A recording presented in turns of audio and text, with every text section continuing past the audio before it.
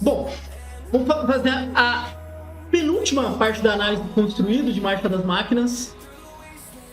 Vamos falar de multicoloridos e artefatos. A gente não vai falar de terrenos porque não tem nada de guilda de nota ali, tem só ciclos de terrenos comuns para ajudar no Limited.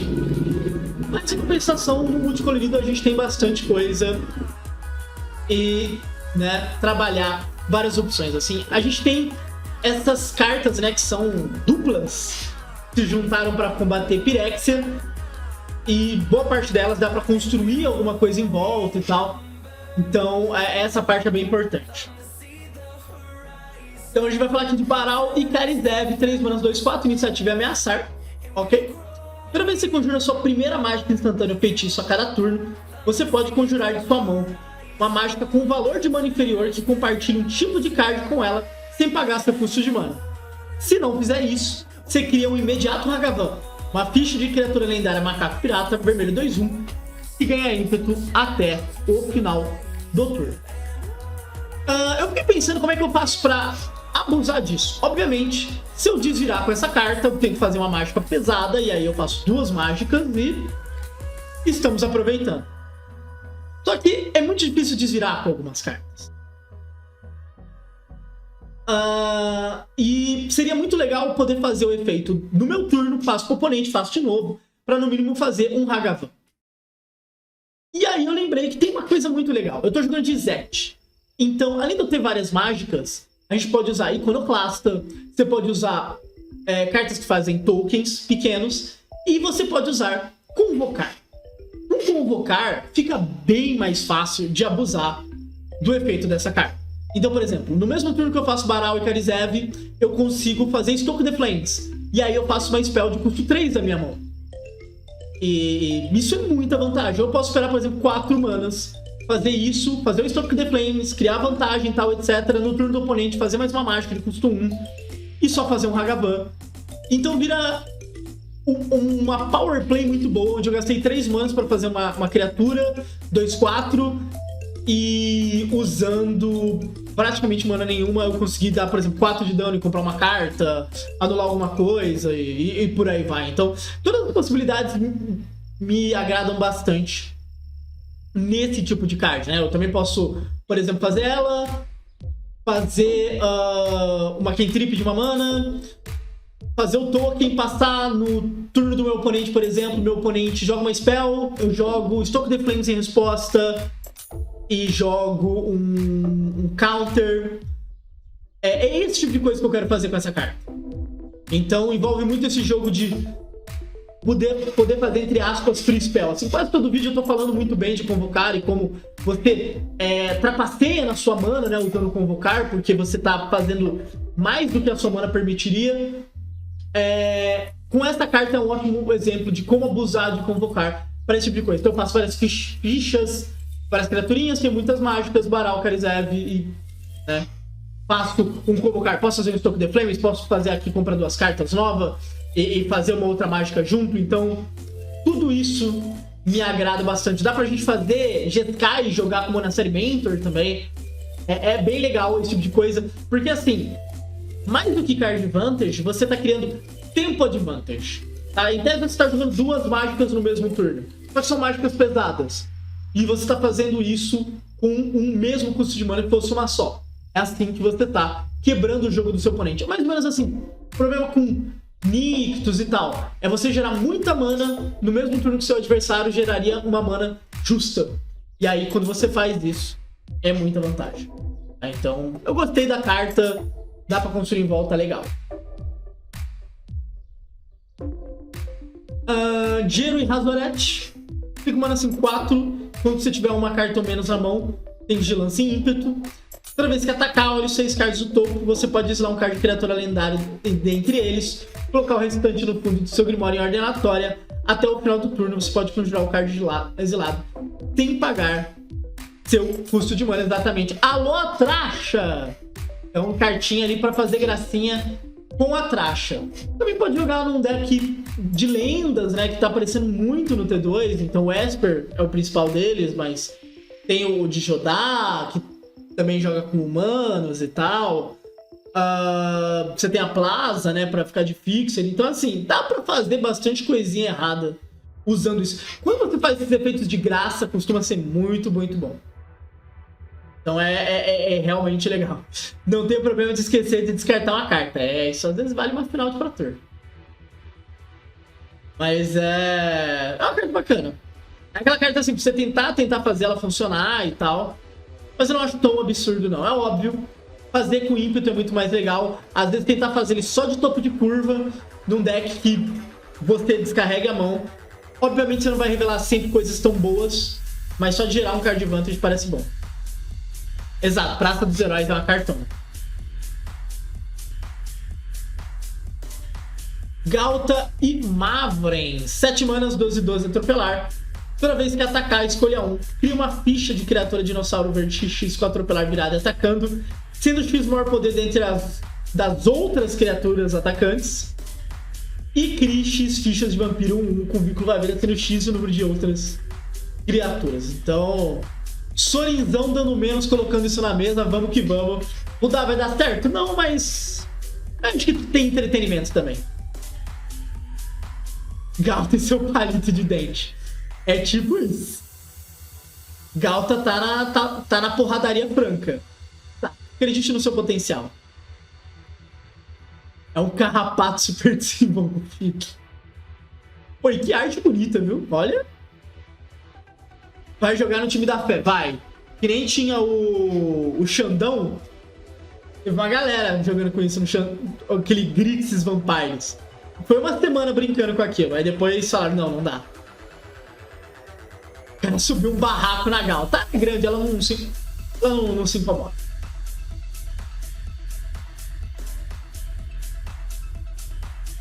Vagante e Geada. 3 manas, 2/3. Lampejo, voar. Você pode olhar o card do topo do seu Grimório a qualquer momento. E você pode conjurar mágicas com lampejo ou voar do topo do seu Grimório. Grande discussão para esta carta é no Pioneer. Porque jogar carta do topo no Anjos não é uma novidade. Tem o bicho Kaldheim, né? 3 mana, 2/3. E você escolhe um tipo e tal. E você já pode fazer isso. Mas a gente tá falando de uma versão disso com lampejo e com voar. É relevante. E você pode pensar em jogar no Espíritos, porque lampejo e voar cobre a galera. Essa carta só não vai ganhar efeitos tribais. Eu não gosto disso no Anjos, porque eu não gosto de fazer um splash no Anjo. Eu não acho que a mana do deck é tão boa assim. Porém, entretanto, todavia, no Espíritos, eu não acho que o efeito tribal vai te ajudar tanto. Então eu gosto muito dessa carta no Espíritos. Eu gosto mais dela no Espíritos, seja no Banco, seja no W, do que eu gosto no Anjos. Eu realmente acho bacana essa carta para gerar recurso no Espíritos. Então, para mim, vale teste no Espíritos. O Anjo tá ali. Só que assim, eu gosto de que eu posso usar cards com um lampejo. E às vezes tirar uma vantagem em cima disso.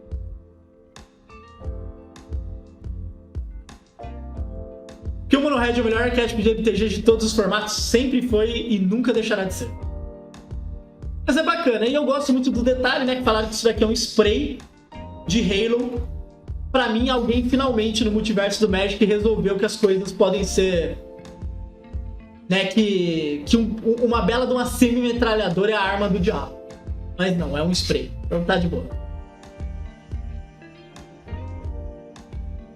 Daria pra fazer errante do topo. Fato.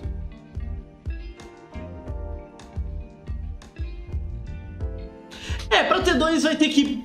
Eu confesso que eu precisaria procurar o que tem com voar, o que tem com lampejo, pra ser boa, assim. Mas provavelmente deve ter algumas coisinhas. Eu só não sei se o deck vai ser bom, mas...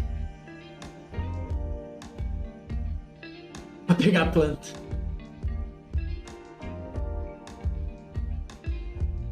A Tracha tem voar. Ai, meu Deus. Falando em voar. Forjageadora de Halo, 3 manas, 3/1 voar. Quando ele entra em campo, você pode pagar X. Quando faz isso, pode conjurar o card mágico Santana feitiço alvo de valor X de um cemitério. sem pagar seu custo de mana, se aquela mágica seria colocada no cemitério, ao invés disso, exilia. Sim, você pode fazer Rhinos com isso. Sim, você pode dar 3 draws com isso. No Modern, obviamente, você tem alvos bem mais interessantes para fazer esta fada. Eu acho ela necessariamente a melhor opção ever? Não. Mas é uma opção, assim. Eu tava discutindo com um amigo de usar isso no Rhinos, na Mirror, porque se o oponente fizer Rhino, você também faz Rhino. Porque quem quer rir tem que fazer Rhino. Mas é legal. Eu realmente gostei. Snap depois vai ser mais exaustiva. Pô, 3 manas, 3-1 voar e eu posso fazer Rhino de graça. Eu gostei desse Snap. Então eu gostei da carta assim. Quem Rhino por último, Rhino melhor? Provavelmente. Vai fazer mais Rhinos que o seu adversário. Dá pra dar um gasto nos ladinos? Dá, ele vai perder com a mesma consistência com essa carta. Vai ajudar bastante. O tanto que ele já perdia, ele vai continuar perdendo. Porque muito do deck é jogar em velocidade instantânea, né? E essa carta não consegue. Mas é fofinho. Bacana. Talvez dê pra testar alguma coisa no Rhinos, né? Nos Live End da vida. Ainda que fazer ela no Live End significa que eu vou sacrificar ela, mas... é uma opção.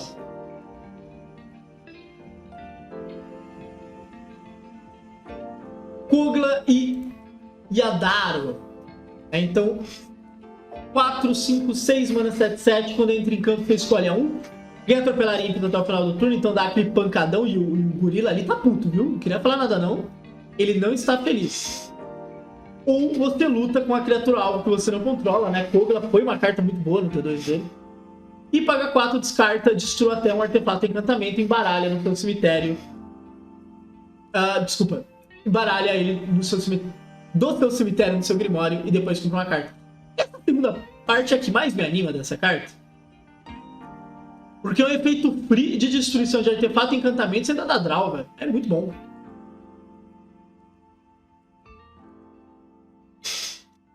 É uma carta bem legal. E detalhe, né? É um símio dinossauro tartaruga. É uma galera. Então, assim, é uma carta bem bacana. RG não está exatamente a coisa mais animadora no Standard, mas... entrar a lutar não é ruim. E a opção atropelar ímpeto também não, então... quem sabe? Quem sabe? Poder ficar descartando pra destruir coisa e comprar parece bem legal.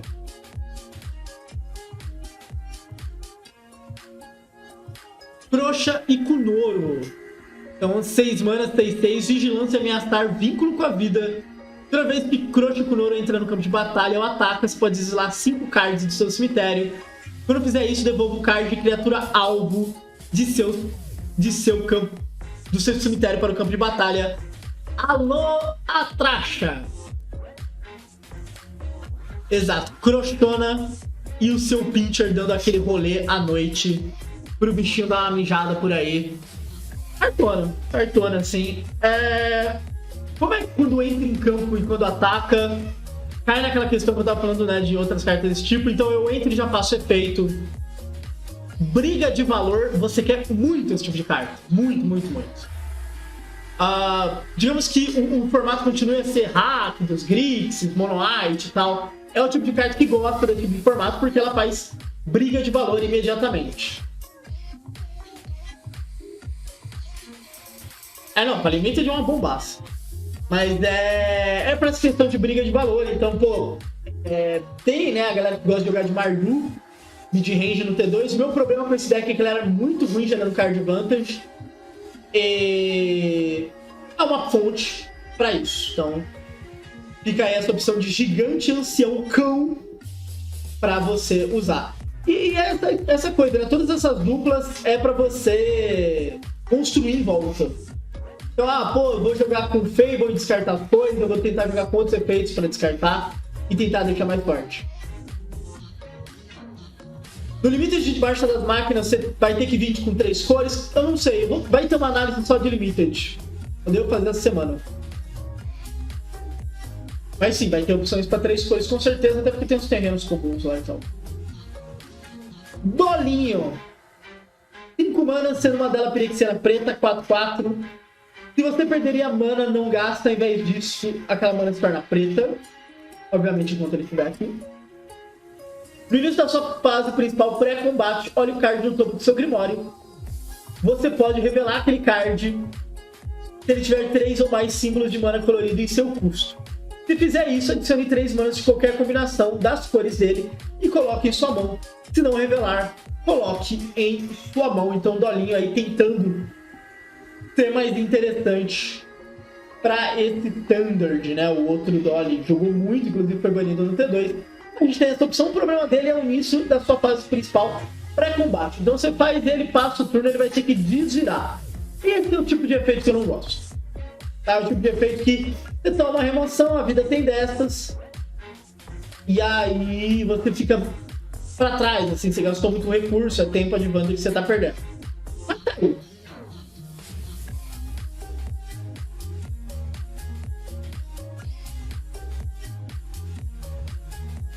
Se você pudesse, você teria completado? Cara, eu não sei quais são os problemas de ser completado, então eu não saberia responder. Pelo menos é um drop 4 que não toma push.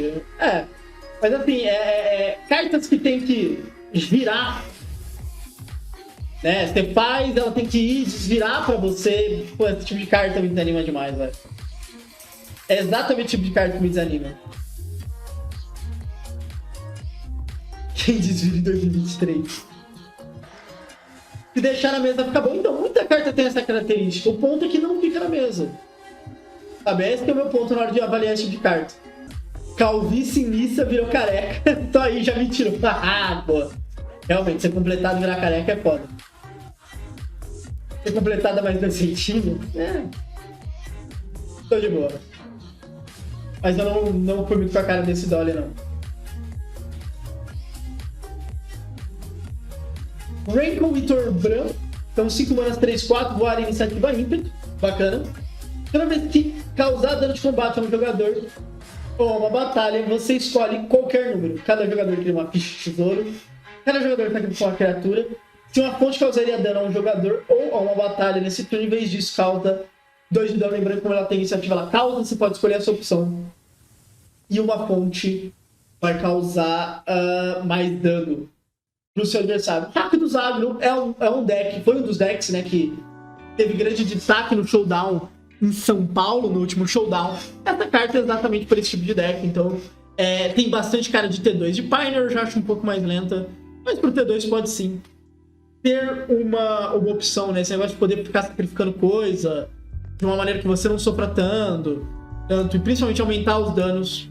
Parece bacana. Eu sinto falta do draw, o draw realmente da Rankle, o draw, o descarte era muito bom, mas fica essa opção aí pra quem quiser testar. Rakdos Demonião, o famoso Rakdos Demonião. A lenda do Rakdos Demonião. Foi um dos grandes decks do Showdown em São Paulo. Zimonidina, 3 manas, 3/4. Toda vez que você compra seu segundo card a cada turno, o oponente alvo perde 2 de vida, você ganha 2. Vira, sacrifica outra criatura em velocidade distante. Compre um card, você pode colocar um card de terreno da sua mão no campo de batalha virado. Se você controlar 8 ou mais terrenos, repita esse processo. Eu adorei esse efeito, eu só não tenho ideia de como é que eu vou usar disso. Principalmente porque essas cores não são... Tudo bem que BG ajuda um pouco mais, né? Mas não são as cores que tem todas as engines de sacrifício que são legais. Mas eu adorei a carta. Falar assim, eu separei mais pelo carinho que eu tenho por ela do que necessariamente... eu sei como eu vou construir em volta disso e tal.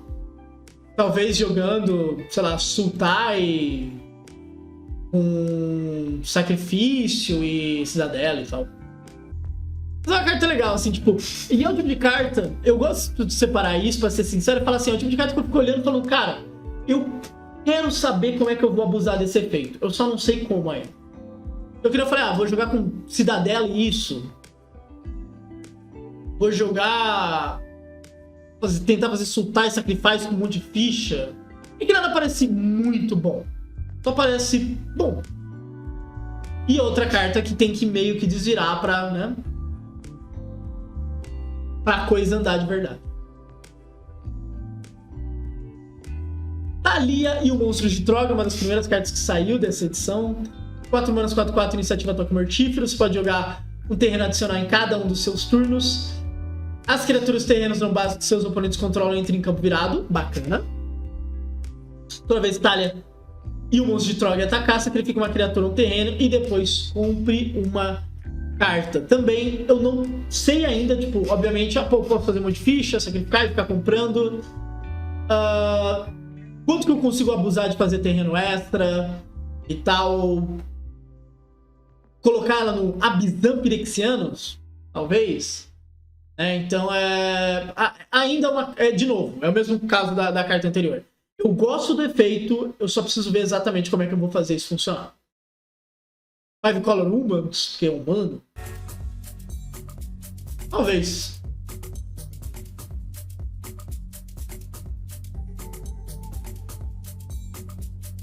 Tem conceito de moralidade. Pronto pra matar tudo em seu caminho do outro, um sapo. Exato. Essa aqui foi uma das cartas que eu mais gostei. 5 manas, 4/4, o Ar Ímpeto. Zurgo Jutai tem resistência à magia, contanto que tenha entrado no campo de batalha nesse turno. Então dá pra conectar de boas.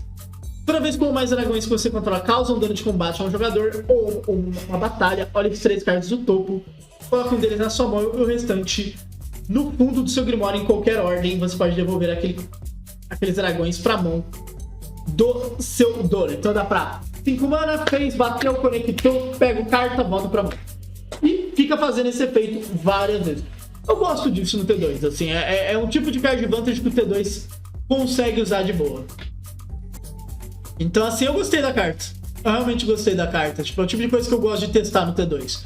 Tem cara de T2, né? Dragões 5 manas não estão se criando no Pioneer. Mas o Zurgo e o Jubis é a esperança de dias melhores. Saudade de Tarkir? Foi uma época bacana.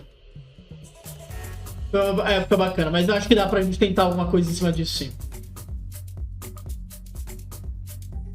Por último, né, falar artefato, espada de passado e futuro, 3 mana, dá +2/+2, proteção contra o azul contra o preto. Proteção contra o preto tende a ser uma das proteções mais relevantes que essas espadas dão.